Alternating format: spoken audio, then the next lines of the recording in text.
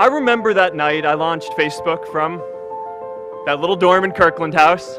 I went to Noakes with my friend KX, and I remember telling him clearly that I was excited to help connect the Harvard community, but one day someone would connect the whole world. The thing is, it never even occurred to me that that someone might be us. We were just college kids. We didn't know anything about that. There were all these great big technology companies with all these resources, and I just assumed one of them would do it. But this idea was so clear to us that all people want to connect. Today, I want to talk about purpose. One of my favorite stories is when JFK went to go visit the NASA Space Center, and he saw a janitor holding a broom, and he asked him what he was doing, and the janitor replied, "Mr. President, I'm helping put a man on the moon." Purpose is that feeling that you are a part of something bigger than yourself, that you are needed, and that you have something better ahead to work for. Purpose is what creates true happiness. My hope was never to build a company. I wanted to have an impact.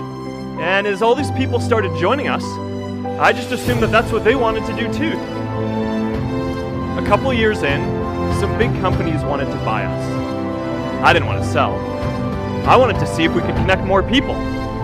And we were building the first version of Newsfeed at the time, and I thought, if we could just launch this, it could change how we all learn about the world. Nearly everyone else wanted to sell, and it tore our company apart.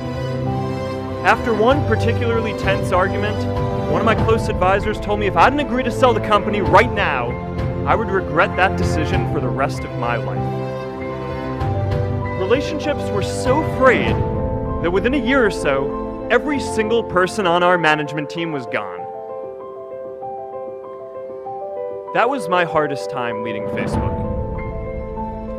I believed in what we were doing, but I felt alone. I wondered if I was just wrong, an imposter, a 22-year-old kid who had no idea how things actually worked.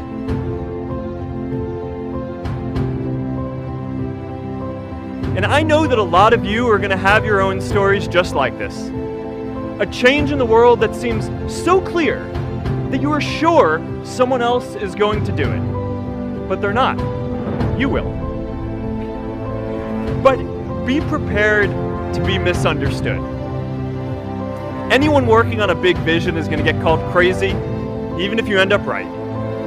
Anyone taking initiative will always get criticized for moving too fast, because there's always someone who wants to slow you down. Anyone taking on a complex problem is going to get blamed for not fully understanding it, even though it's impossible to know everything up front. Let me tell you a secret. No one does when they begin.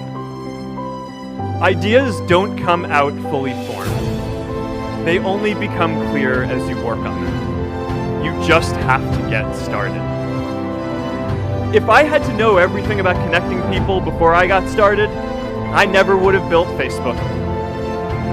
In our society, we often don't take on big things because we're so afraid of making mistakes. Facebook wasn't the first thing I built. I also built chat systems and games, study tools and music players, and I'm not alone. J.K. Rowling got rejected 12 times before she finally wrote and published Harry Potter.